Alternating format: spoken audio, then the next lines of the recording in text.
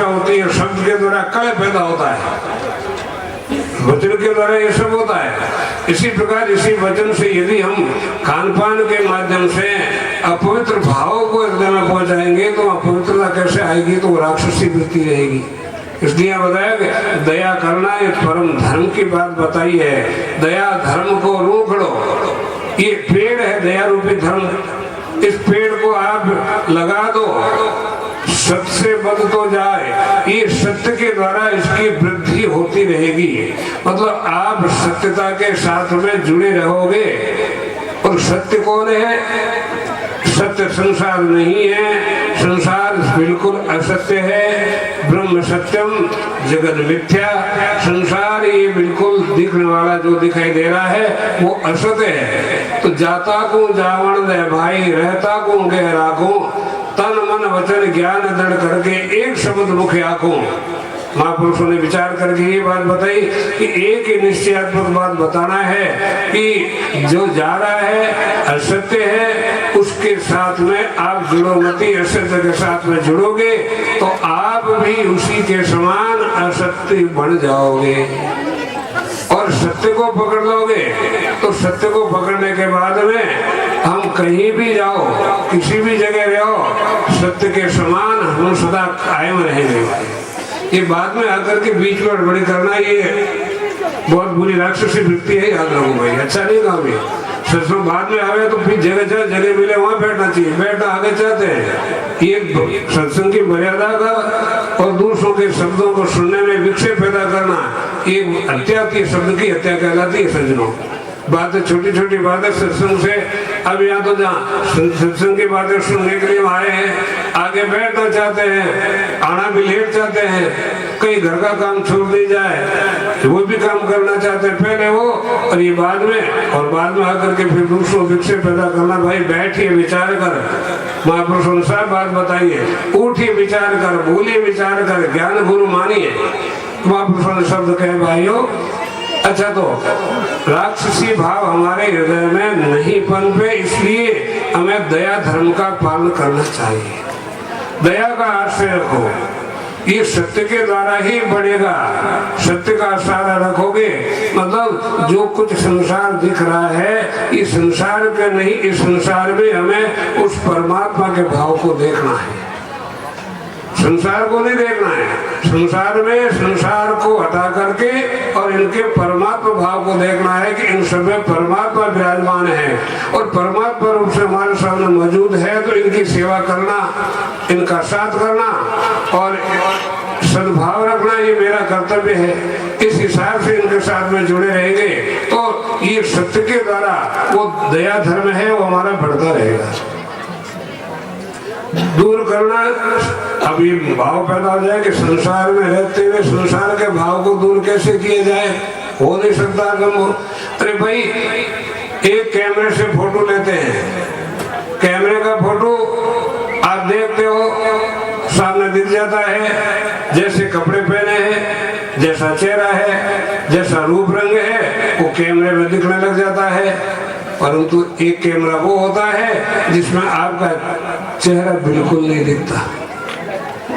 X ray की machine में photo खींचता है, अब देख लीजिए, एक्सरे की मशीन में फोटो खींचता है, अब उसमें बताइए आपका चेहरा है, कपड़ा है, सब कुछ मौजूद है, परंतु क्या आपका एक्सरे में फोटो दिखेगा? कैमरा वही है, कैमरा ही है, वो अंदर जाकर के केवल अंदर की चीजों को दिखाएगी। किरणें भी दिखती नहीं है, फिर भी उसके माध्यम से वो फोटो खींचेगा अंदर से, तो अंदर की चीजें दिखेगी। तो इसी प्रकार संसार सब कुछ होते हुए भी यदि हम महापुरुषों के वचनों का आश्रय रखेंगे तो हमारी दृष्टि भी उसी एक्सरे की कैमरे के समान बन जाएगी दृष्टि। तो उसमें संसार देख करके अंदर की दृष्टि के रूप में केवल एक परमात्मा रूप दिखाई देगा। तो दया धर्म को रूप सबसे बुद्ध हो जाए उस सत्य के साथ में। इसलिए संत महापुरुषों के दादू संप्रदाय में तो विशेष कहता है सत्य राम। राम क्या है? वो सत्य है। दादू महाराज जी राम नाम का जो उच्चारण किया है, सत्य का आश्रय लिया है, उस सत्य का आश्रय रखो। राम इसलिए कहते हैं राम के साथ में प्रेम करो, राम के साथ में जुड़े रहो। भरत सन सको राम सने ही, जग जप राम राम जप जी ही। तो राम परमात्मा के साथ में, राम महाराज के साथ में अपना सत्य संबंध होना, ये हमारे इससे परिणाम क्या होगा? दादू अमर फल खाए। अमर बनने का जो फल वो अपने को प्राप्त हो जाएगा। अर्थात अपने आप को यदि अमर बनाना चाहते हो तो उस सत्य पर तत्व के साथ में संबंध जोड़ करके रखो, परमात्मा के नाम के साथ में संबंध जोड़ कर रखो।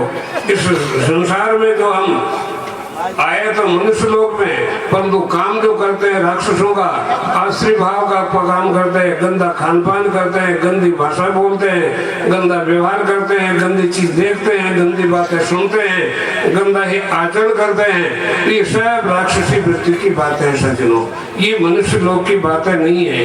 ये मनुष्य लोक में आए हैं तो जिस प्रकार इस गंदगी को दूर हटा करके हम निर्मल बन करके उस परमात्मा के चरणों का आश्रय प्राप्त कर ले, ऐसा हमें उद्योग करना चाहिए। और ऐसा उद्योग हमें केवल संत महापुरुषों के संग में बैठने से ही प्राप्त हो सकेगा।